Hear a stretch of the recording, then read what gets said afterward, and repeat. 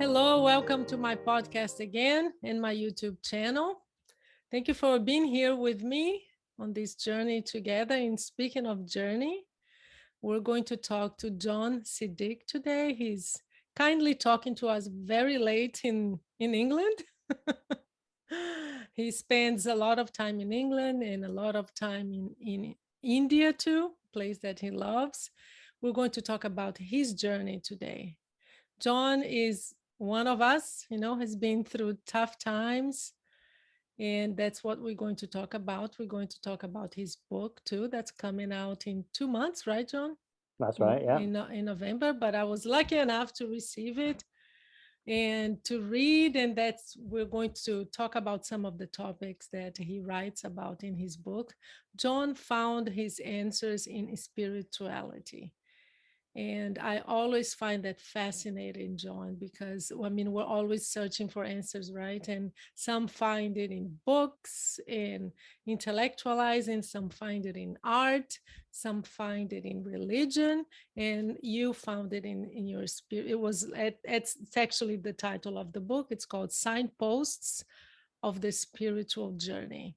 So, John, welcome to the podcast. Thank you for being here with us. Oh, thank you, Paula. It's really kind of you to have me on.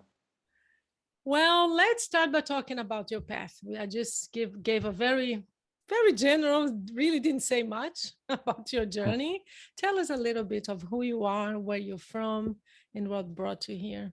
Yeah, it's quite a hard one to talk about in a way because on the surface level, we think that the things that happen to us and our circumstances and our parents and all that is who we are.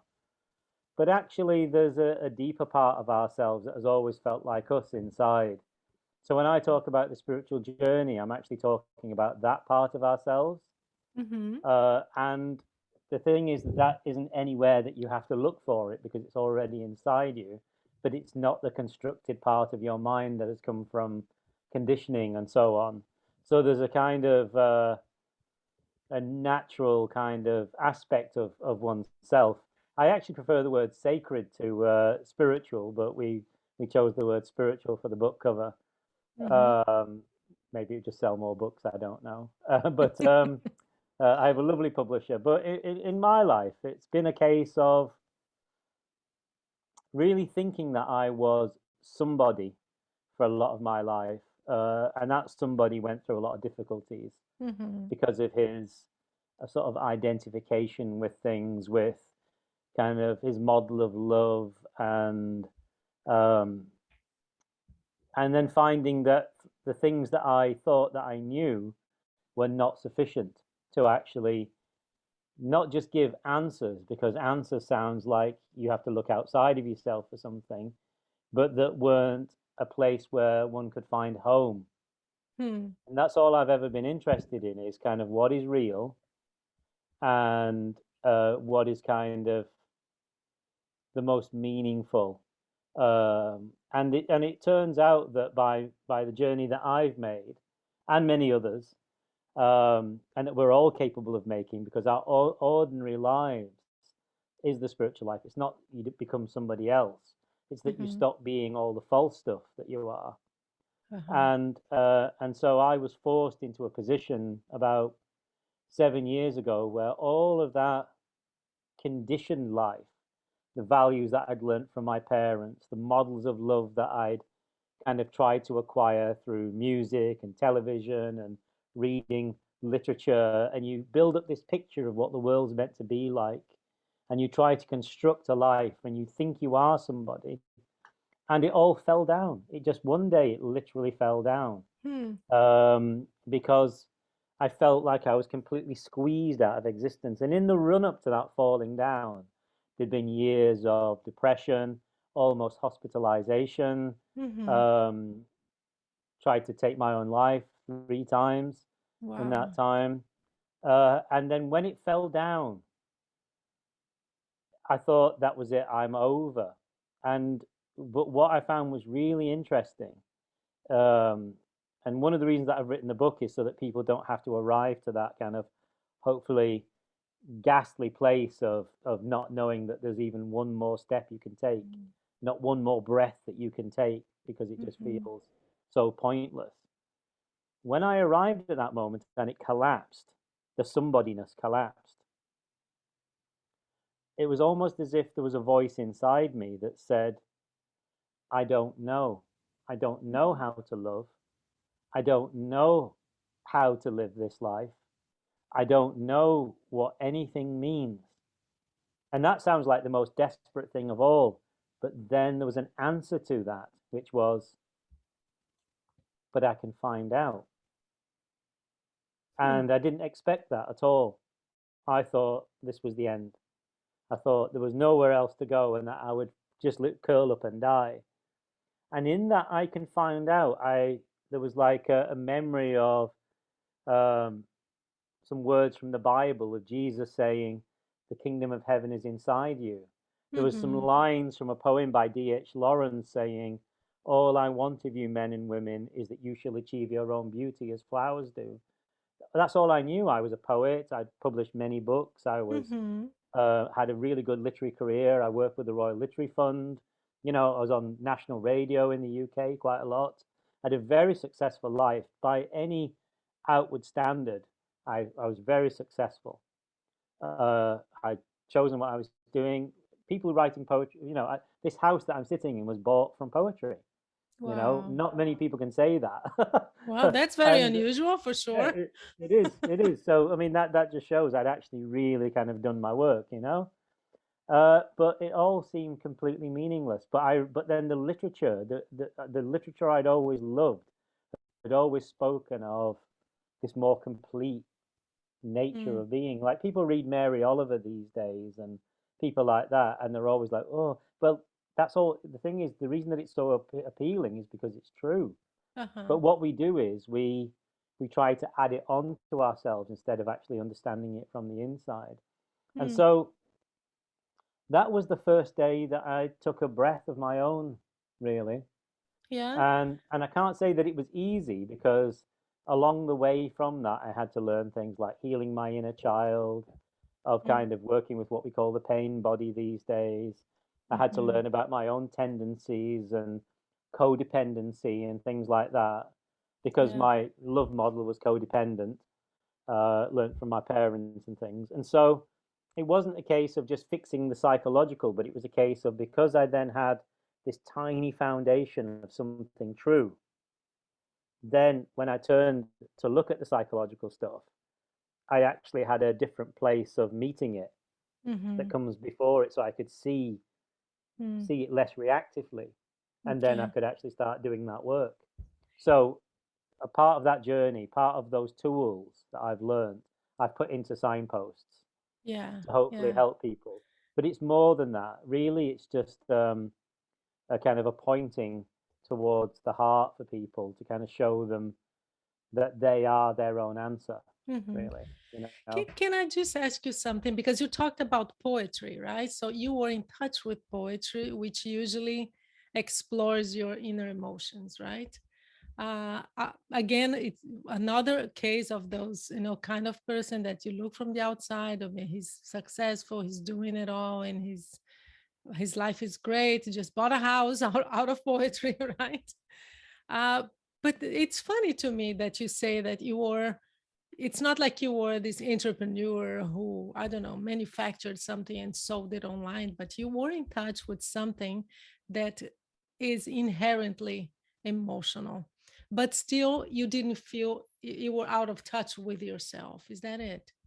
The thing is that what we write, if you, a lot of the poetry that we read or kind of romantic songs or whatever, they're coming from a place of pain, Mm-hmm. you know? Yeah. What we do is we build an identity of pain, and that is what most poetry is. It's not an identity of the purer heart. It's not the kind of the truth of inside us. What we don't realize is that's part of that shell. I call that false consciousness. In the book, Mm-hmm. I call this Mm-hmm. this layer of false self, the false consciousness, and um, and so we notice that it has an intensity to it, a kind of very pure intensity when you think about it. So we mistake that for being true because it feels so strong. It must be true, Mm. It but becomes the whole of you too, that's also, right. But it's a right? lie. It's a lie. Yeah. Yeah. you know. But then there is a space in poetry for this more beautiful aspect of our being, more true aspect of being, but it's very rare that you see that. Most poetry is pain Mm-hmm. and or identity. It's just another sort of set of those things. And I think what can happen is that maybe if you're very good at art or poetry or music or baking bread or raising children or whatever, uh, within that little doorway, then there's kind of more life. But outside of that, but you still don't know anything. Mm-hmm. So it needs to kind of evolve beyond the limited little chinks of light that you have. Mm-hmm. Yeah. There's something you say in your book that I really enjoyed because it goes against misconception that we have. You say the journey of enlightenment is really about your ordinary life, That's because right. we do have this picture of the Buddha. You have to go to the top of a mountain, stay there for maybe 2 months meditating to find enlightenment, and it's not right. I mean, Well, he that's what took 12 I, years. yeah, 12 years, whatever, but that's the idea we have of enlightenment. It's something so far from us normal human beings. So, and it actually stops you from even trying to find a higher self or Well, whatever where you does that call it, idea right? come from, do you think? Where do you think that idea has come Oh, from? it comes from, I think, the establishment that doesn't want you to go there. You've answered the question. Yeah. So, Yeah, but anyway, what you say is no, find enlightenment in your everydayness. So, but how, don't mistake. But what we mustn't do is use our limited version of ourselves as a rationale to stay there. It's what do you not mean by about. that? Well, it's very easy to kind of read a book and think you know at heart what it means. It's very easy to kind of watch a few YouTube videos and proclaim yourself a this or that or the other. And it's very easy to kind of forge your pain into a kind of an identity. Mhm. So that is a very strong human tendency, and we see that. And the ego can do a very good impression of um, spirituality or sacredness or consciousness, whatever word you would use. But your own ordinary life, the reason that I say this is because each person's ordinary life has everything in it that we need to show them the route back to their own heart, the Mm. true heart in ourselves.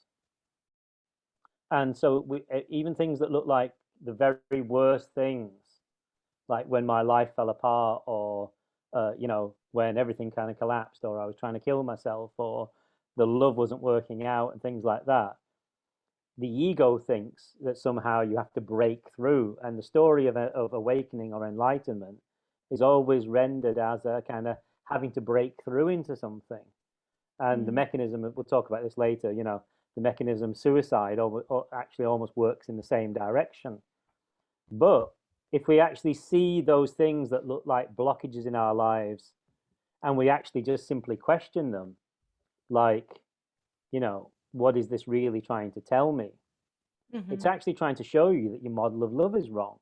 It's actually Mm. trying to show you that there's another way to meet yourself, to know yourself. So everything that looks like it's in your way is actually pointing back, Mhm. to the Okay. heart. And I the love mistake that that. we've made in the West is we've made it all about the mind. And yet, not one of the great spiritual teachers has ever said it's about thinking your way anywhere, but it's only about knowing the heart, Mhm. you know? And it's not the emotional heart that it's talking about. There's like a heart within the heart. In Sanskrit, there's a beautiful word, hridayam, which Mm. means the heart inside the heart.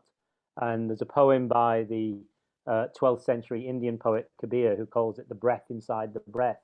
Mm. Okay. There's a poem by Kabir in the book that I kind of retranslated, and it's God asking us a question. He says, "Are you looking for me?" I say he, Mhm. she, Yeah. like They. they, They. or all of us, right? Uh-huh. Are you looking for me? I'm sitting right at your shoulder. Don't look in the church hall. Don't look in the Yeah. mosque. Don't look in the Hindu temple. Don't look on the yoga mat. Don't look at it through only eating vegetables and rice. You're not going to find me there. I'm already sitting right next to you. That's I'm beautiful. mistranslating very badly there. But But but I'm sure the message is right. well, that's Yeah. right. That's exactly it. And so that's where what we're seeking is right inside our ordinary life. Hmm. It's not Yeah. outside of that at all, which doesn't mean that you don't change or that if your situation is bad, you stay there. That's not what I'm saying. But even if you're in like the worst codependent relationship, right? Well, there's a question that we don't ask ourselves. What am I bringing to this relationship that is the Mm. perfect match for this codependency? Hmm. So if we solve that, if we meet that in our heart and meet that with awareness, then we'll cease to be codependent, Yeah. you know? But what we do is we say, this is a codependent relationship. We The other name it, person, we name the it, and we become that. and the other person is doing this to me. Yes, they might be doing something, but you are also bringing You something are to the part of the table. relationship You're part of always. that Yeah. energetic relationship. So that doesn't mean stay in it and figure it out. You may need to take space away from it. But what I'm trying to show you is that every single thing, even those things, is trying to point us back to ourselves. Hmm. Always. It's not trying to point to us and say, you are bad. It's trying to point to us and say, get free, learn who you really are, understand the truth of yourself. Everything is pointing us back in that way, you know? John, I want to explore something that you mentioned a while ago that just went, wow, this is so important to my audience. So I want to go back there. You mentioned suicide. You attempted suicide 3 times, but then you saw, and it's something also that you explore in your book, how we can reframe things. And one Yeah, of the things that I often talk about on my podcast is that suicide is not about dying. Suicide is about unbearable pain, and it has its different meanings to different people because we absolutely. have this tendency to look at suicide. Oh, this person didn't want to live anymore. No, it No, can that's be. not true. It's totally not true. It can Yeah, be. It can be the opposite. They want so much to live, but they don't want the life they're having. that's Right? exactly what I'm talking about. Yeah, Yeah, so I wanted to hear from you because I think it's important for my audience because they're either at risk for suicide, so they have suicidal ideation, or they lost someone to suicide. But okay. it's important to understand what It suicide really is. means It to is. individual people. And to me, it sounds like to you what suicide meant was a flashlight of what Dr. Rao that I just interviewed says the flashlight of awareness was pointed towards the pain, right? That's all you could see, and that's all you could think about, and you wanted a That's way exactly out. it.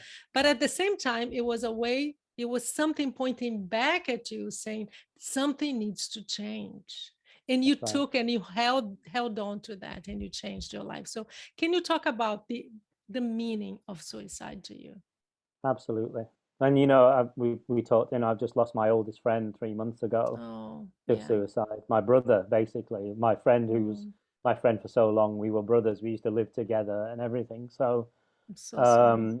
um, well, I want to talk. I don't want to talk about him in that way because I'm very close to the family and things. But at the same time, I want our listeners to understand that I really am here understanding, from the very kind of right in your face aspects of this. There's no theory here. This Yeah. is hard Raw pain. won, Yeah. hard lived wisdom that doesn't try to be right, but only wishes to assist. That's all. So I'm Mhm. not speaking from somebody who studied suicide and done a PhD in it. I'm somebody who has lived it and experienced this kind of loss too. Um, and so, what I've observed uh, in my own journey and in working with so many other people, not just around suicide, but just the movement towards the heart, the movement towards freedom in our own lives and knowing who we really are. That's all that my work's. When I say meditation, that's actually what I'm talking about. When I Mhm. say the spiritual journey, that's all that I'm talking about. That movement back to our truer selves that doesn't have to live through things anymore, but can enjoy things. So if we think about it, what I was saying about my own kind of falling apart, I was trying to live through certain objects, relationship, work, you know, money, whatever, status, respect. Mm-hmm. Mm-hmm. This person needs to love me. This needs to happen. This. So that's what I call false consciousness. I call that the objects of false consciousness. What happens is that we find that we try to move into those things to find meaning, and not one of them actually has sufficient meaning within it. And what our society tells us is you just need to change that, then. You just need to have the right energy. You change that husband, you change that wife, you get a new couch, you buy a different car, you move the objects around. And if we think about it, just in terms of energy, that's an outward motion. Okay? Now, when we can't get any further with those things, we kind of lose the energy of our life. It's like our life energy kind of is squeezed in like this. And if you think about Mm-hmm. the impulse of suicide within the self, it isn't spacious. It's an absolute It's loss of constriction, space, pure constriction, constriction. Yeah. 100%, nowhere else to go. Mm-hmm. Now, if we thought of death as a wall, okay, it's just a wall, be it suicide or death. If there's nowhere else to go, but the only thing you know is the outward motion, then you go over the wall into death. Wow, that's Okay, a great metaphor. isn't it? Great. Yeah. Right now, it's Ursula K. Le Guin, the Earthsea trilogy, who talks about death as being a wall. And what I discovered is that there's space this way, the space back into the heart, and so the choice away from death is the movement towards the heart, not through the objects anymore, but just genuinely back into the heart. And so, for example, when I teach meditation and things, all I'm really doing is I somehow seem to have this facility to hold space in a certain way so that people feel the space inside themselves. And then they know their own life. And I use the word soul. They can feel their own soul inside themselves. So it's that movement back in. And that is the most hopeful thing of all. It's not the movement back in a Christian way, in a Muslim way, in a Jewish way, in a Hindu way, Mm, in a Buddhist yeah. way. No labels. None Yeah. that doesn't matter. They all have the same thing of come back in. You Mm-hmm. know, they all ask us to please come back in, especially at the higher levels of Vedanta, Sufism, Gnosticism, Kabbalah, and so on. So you don't need to change your religion or anything. Just come in. Come in. There's a Mm-hmm. space inside, but not in those objects. And that's all that this book is. It's how to know that space that is you. That's why it's in Okay. your own life. And so once we understand that there's a choice to not go over the wall and also not to live just with those objects anymore, you're walking your spiritual path. You can walk yourself home, or you can just find enough space to say, I don't know. Mm, The greatest thing we can do is to admit the problem. I don't know, and then we ask for help. If mm-hmm. anybody here listening to this is right at the wall Mm, and you're right there, then please drop your pride, drop your sense of shame.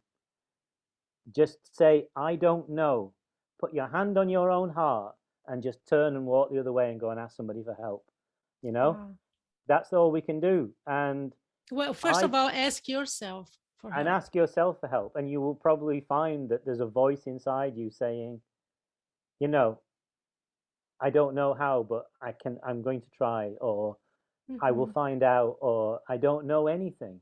I don't know anything is a great place to begin again. There's Yeah. no shame in that. If you're carrying shame from other people thinking you should know how to live and all that, they don't know how to live either. Nobody does. We're all trying. No, We're all they trying don't every know day. either. Yeah. No, especially the people telling you that Yeah. that you should do this and you should do that.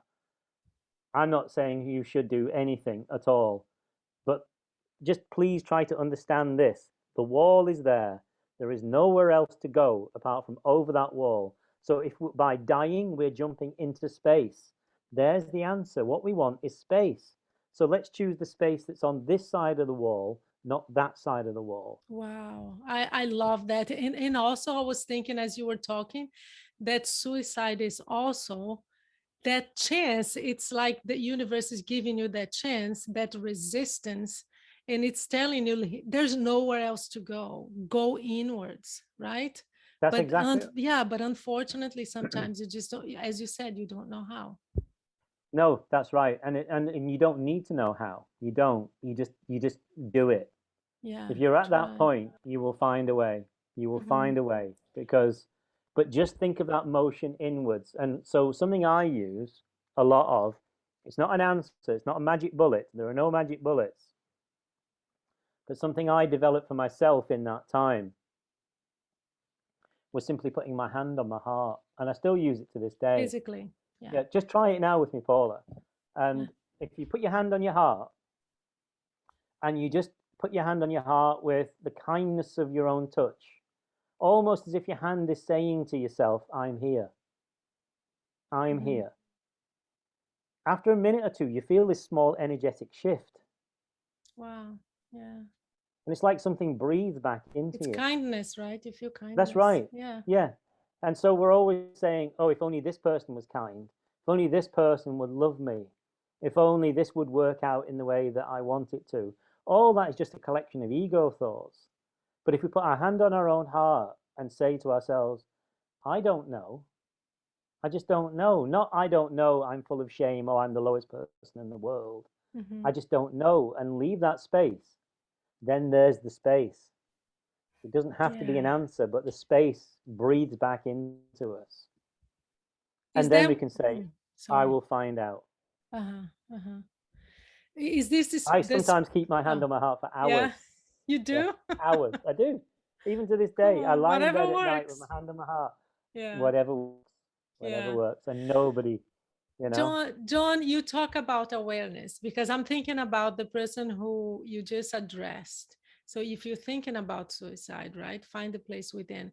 But sometimes that's where they don't want to go because, as you said, there's so much shame there. There's so much, there is the belief that I'm not good enough, I'm not lovable, all of Yeah. these You things see, that we that's not know. awareness. That's not awareness. That's Okay, so mind. what is awareness? Tell me about Awareness is awareness. what awareness is what's producing your mind.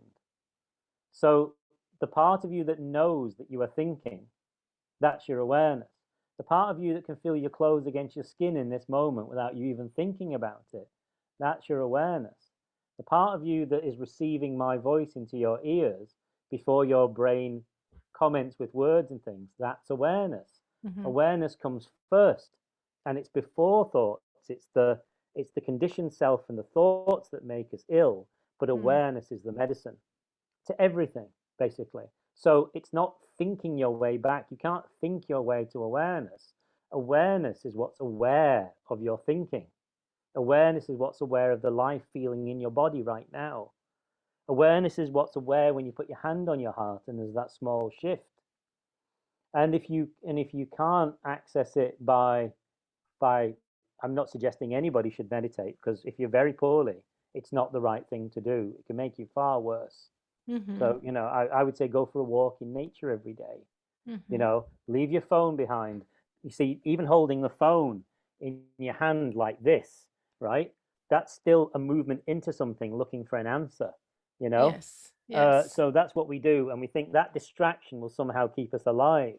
But there's nothing there, you know? absolutely nothing. There's Yeah. nothing there. So put the phone down, put your hand on your heart and walk in the woods or walk down the road. Just walk, move your body. That helps process emotion better than anything else. And awareness is that greater sense of yourself. It's your awareness of feeling your body in space. It's the awareness of your clothes against your skin. That's a Mhm, very superficial awareness. It's not like the heart of awareness, but it's a beginning. It's something mhm. that every one of us has access to. And Okay. you're thinking. And people go, well, yes, but that's another part of your mind. Yes, but what knows that part? And they will argue and argue and go in a loop. Carl Jung used to call this circumnavigating. Mm, I don't know if you remember this, but kind of Jung would say people just go round and round, round and round, round and round and round. Thought only creates thought.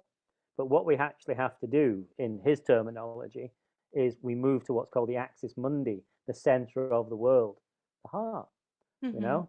So we Yeah. have to stop circumnavigating and come in at some point. you know? And it's not about knowing how to do it, it's about Mhm. saying, I don't know how to do it. So forget knowing, because the mind will never let you know. Just say you don't know, and that's the step inwards. That's something else you talk about in your book, being teachable. That's one of the ways, because you say take first of all, be honest, take responsibility, right? For Yeah, your life and for who you are. Meditation and prayer, if it works, you just talked about it. The other one is being teachable. yeah. So be That's the able to, biggest thing of all. yeah, how's that so? Well, there's an old Zen story that illustrates it really well, which is, well, I'm just holding this glass of water, which is just absolutely perfect. So Mm-hmm. a student goes to the Zen teacher one day, and the Zen teacher says, sit down, tell me about your practice. Here, have a cup of tea. And he puts a cup in front of him, and the guy starts talking about, I've done this meditation, I've done this meditation, I can do this yoga, I know all these things, I read this book, I did this, I know this famous person, I know that. And as the guy's talking, the old priest just starts kind of filling his teacup up, going, yes, tell me more, tell me more. And It then the tea gets to the spills. top and it overflows and he keeps on pouring and pouring. And eventually the student goes, what are you doing? The tea's going everywhere. There's no more room in there. And he said, exactly. That teacup is just the same as you. You're so full. There's no room for anything new.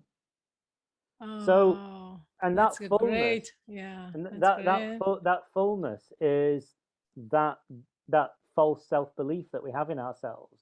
I Mm-hmm. am this, I am that, this is my identity, this is my.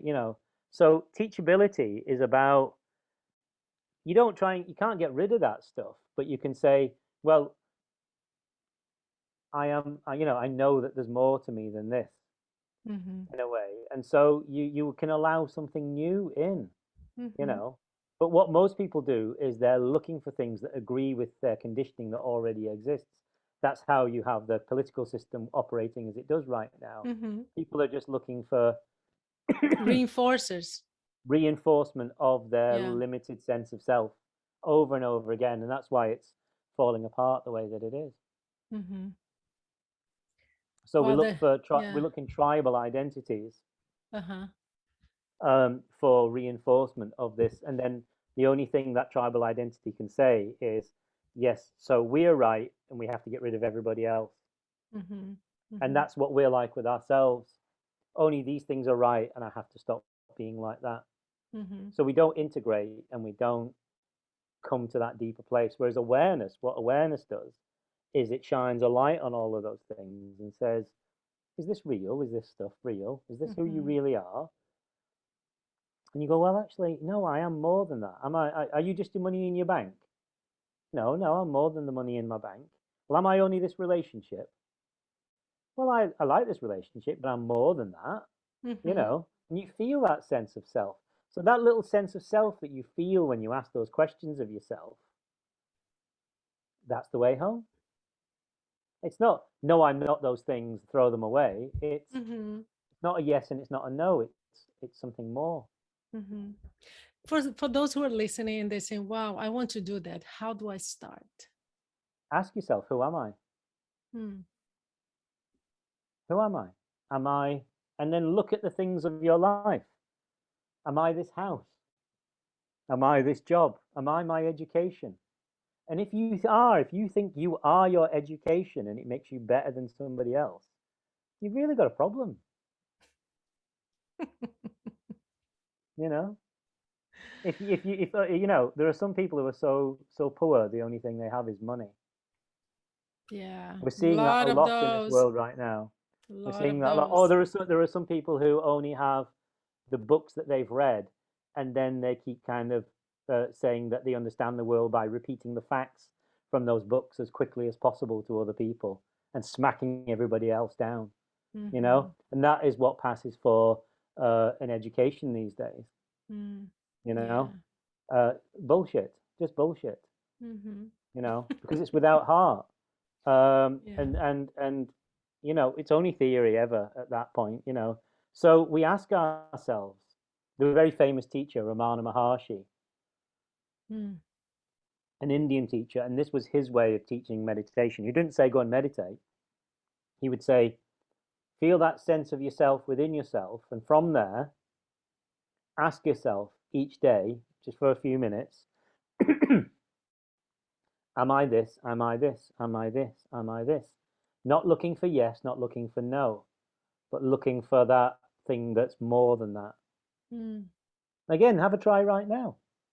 And Okay. anybody listening, people listening, Yeah, just do have a little that. try with it Yeah. right now. Do the You first, know, right? yeah, Ask yourself first. Yeah. let's do that. You know, let's do that. Am I? Am I the house? Am I my friendships? Am I the money in my checking account? Am I my vinyl collection, my record collection? Am I all the books that I've read? Am I my family's values? What do you feel with that? Hmm. What do you feel, Paula? John, I have to say that this is an exercise that I do already a lot. Yeah, I'm always searching for wholeness and uh, not. I was actually thinking about this yesterday because I was listening to someone talk about, the Buddhism thing of no attachment, and there was this big discussion of no attachment, which I say that for me, I kind of go there, but not totally, because I think our lives. What is the point? Oh, I know it's a book that I'm listening. It's called The Schopenhauer Cure. It's by Irvin Yalom, my big mentor and someone I really admire. I've read all his books like 3 or 4 times each. Absolutely love him. And he was talking about this, how, because Schopenhauer, right? The philosopher, extremely bitter and had no relationships in his life. Very, very difficult person to be around. And he always talked about, I don't like relationships, I don't like things, my whole journey is with the big minds of the centuries, and that's all he did was study and write. Actually a genius, really, really intelligent. But then I was thinking about this. I don't know if I this whole idea of zero attachment, I don't know, because you're thinking about, when I think about attachment, I think about people in the relationships in my life that are so important. What kind of a life would I have if I didn't have any attachments? I mean, zero attachment. I'm not talking about material things, because you were talking about in the house. The houses burn, they're gone, and it changes not much in your life of who you are. But I don't know. I really struggle with this Buddhist idea Yeah, of I'm really not a no Buddhist, as attachment. you can Yeah, see. no, I don't see the point. So if you're going to live through life with no attachment, what kind of a life is that? Well, it doesn't mean that. The problem is that the ego mind takes it, and Buddhism has become quite corrupted in its Yeah. kind of expression. Hmm. Um, with this kind of negative aspect of it, and the mind takes hold of that and Mm-hmm. constructs a kind of a weapon out of it, Yeah. basically, of Yeah. non-attachment. Non-attachment doesn't mean not loving. It just Yeah. means the difference between imagine you and I are in a relationship, Okay. okay? Right. Hmm. So I can either love you if I love you in with a kind of non a kind of a too attached way. Hmm. All I'm going to do is squeeze you by the throat like this Hmm. and micromanage you and not allow you any life, right? Yeah. Yeah. We see that all the time, Hmm. okay? Men do it to women, women do it to men, parents do it to their children. We strangle each other by holding on so tight. So we don't want that kind of attachment. But if we take this other idea of non-attachment and just say, right, throw everybody away, then nothing exists. There's Yeah. no point. We're here, we're alive, we're in these bodies. So is there a way? It's just like the who am I question. Hmm. It's not yes, I am the relationship. I know I'm not the relationship. It's that relationship is part of my life. And Hmm. I am Hmm. still a whole being of my own, Yeah. There's more. and that There's more. person is a whole being of their own. So if I say, who am I to me, and you say, who am I to you, you realize your wholeness, and I realize mine. And then we say, hey, Let's be I like, together. I let's like be your wholeness. together. Let's just I be, like your let's wholeness. share our That's wholeness. right, exactly. And you live your life. That's fantastic. This is how my wife and I share our lives, Yeah. actually. And there's no grabbing. It's kind of it's real freedom, which isn't Yeah. go away, do whatever you want, I don't care about you. No, It's but I choose care to be here, right? it's I care Yeah. about you so much Yeah. that you follow your heart. And suddenly there's that. Your wholeness and my wholeness makes more wholeness. Mm-hmm. Mm-hmm. So that's non-attachment. Okay. And Makes sense. John, yeah, unfortunately I can't go on forever, but I do want to end this with a little bit of humor because I read in your book, you write something. It's called The Five Rules of the Spiritual Path, right? Eh, absolutely. yeah. And I have to say, I'm sorry, I'm going to have to say the first because I love it. It's my favorite. So the number one is My don't, editor, when my editor read this in the book, she snorted tea out of her nose. yeah. You know, she. Sorry, Fiona, if you're listening. She actually went poof with her tea, and I said, "Can I leave this in, please? Can I leave this Yeah, in the book?" I loved it. It was You one of know, my favorite parts. because And I read, nobody okay, expects a spiritual book to be funny. okay, no, not at all. No, it's all about, oh, anyway, heavy stuff, right? But anyway, the five rules of the spiritual path. So if you want to go there, here's what to do. First one, don't be an asshole. That's the number one rule of life, isn't it? Don't be Can an we, can we asshole. just shut it out and have maybe billboard signs everywhere Yeah, with this one? that's it. Come So back inside. simple. Just come into your own heart and don't be an asshole. That's it. There's the spiritual life. That's all that you need. Yeah. Don't be an asshole. Come back to your own heart. Enough, Uh-huh. Okay, second one, love and forgive ad infinitum, including including yourself. yourself. Yes. Yeah. Third one, authenticity and vulnerability are your real strengths. Yeah, and those things I believe, are the guide. That's your compass. So we all know what truth feels like. It's not necessarily that it agrees with us. It's Hmm. that we know when we're like if we're out with our friends and one of our friends is doing a false laugh, you feel it inside yourself, you know, and Hmm. when you're not being truthful with yourself as well. So that's a guide. And Mhm. vulnerability is the same. Vulnerability isn't weakness. Vulnerability is the doorway to strength, real strength and Yeah. freedom. Okay, fourth, the path requires tea and biscuits. That's very British. And often chocolate. So that's more universal. It is. It can be coffee, Could coffee be and coffee. cookies, coffee and cookies, whatever you do. I Okay, do live in England. last one. I want to know why you wrote this one. So, if anyone you meet in a spiritual group sighs, says they love you, and comes in for a 4-minute hug, run. Why is Run that? away. Have you Because it's not not been to like? truthful. No, I mean, have you not been to a yoga class recently? I don't do yoga. I've tried, but Well, it just doesn't do or much to any me. any kind of like kirtan or spiritual event going on or retreat. First thing people do, absolute strangers with this false positivity, they start telling each other that they love each other. They throw their arms around each other, and then there's this thing called the 4-minute hug, which is meant to be the perfect oxytocin releasing hug, Mhm. right? Now, with somebody that you love, It o- happens, yeah, right? oxytocin is actually produced after 20 seconds, you know, and up to 4 minutes is like maximizing the oxytocin. So it's really the oxytocin hug. But what happens in all these kind of like shallow, false spiritual groups is that people just kind of hug each other, like, darling, sort of like this for Yeah, ages. yeah. So it's just a warning that if anybody starts looking at you with this, I'm going to hug you for 4 minutes thing, Just run run, away, run for your run life. away. I love that you say that because it really never sounded truthful for me. I've never bought into this. Oh, everybody loves everybody here. Let everybody hug. And You I'm do going, realize now that no. nobody's going to buy my book because I've said this now. It'll be like, that's the people we're trying to market to. We know. Well, You just want- well, guys, let me tell you this. My audience is quite loyal.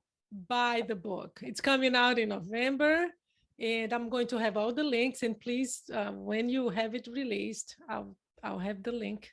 I'll add the link to my notes. It's Just already tell. out there. You can pre-order. It's everywhere already Oh, for okay, good. pre-order. So I'll Yeah, have the link. yeah. And John, tell them where to find you. Find me. My website is authenticliving.life. It's very simple. www.authenticliving.life. Or at John Siddique on Instagram, Mhm. and I love that. And there's a little YouTube channel as well, which is just John Siddique, so that's Can easy. you, yeah, can you just spell your name? Yeah, JOHN Uh-huh. SIDDIQUE. There you go. And so it's all that really. If you just search for my name, it all comes up. It's easy enough these Mhm. days. Mhm. And the book is available for pre-order, and it really helps if you pre-order. Yeah. And really, that last thing, I'm not trying to offend anybody, but you do have to take things a bit. It's too serious what we're talking about to take Yeah. too seriously. Yeah. If you can't have a bit of fun at our own expense, Well, then we're really in for a hard time. yeah. I believe in the healing power of humor. Absolutely. 100%. Yeah. Well, I'm 100%. afraid there's more in that book than I didn't Oh, set out for it to I be know. I funny, but read it. I read it. I know there is a lot. I learned a lot. And I'm so glad you said yes and you shared your knowledge with my listeners. oh, John, it's go to wonderful. bed. It's late. It's not that late. It's just that I've been in the office. I've done a full day of work. Thank you so much for being with us. Oh, bless you, Paula. Thank you. And thank you, everybody, for listening. Lots of love to you all.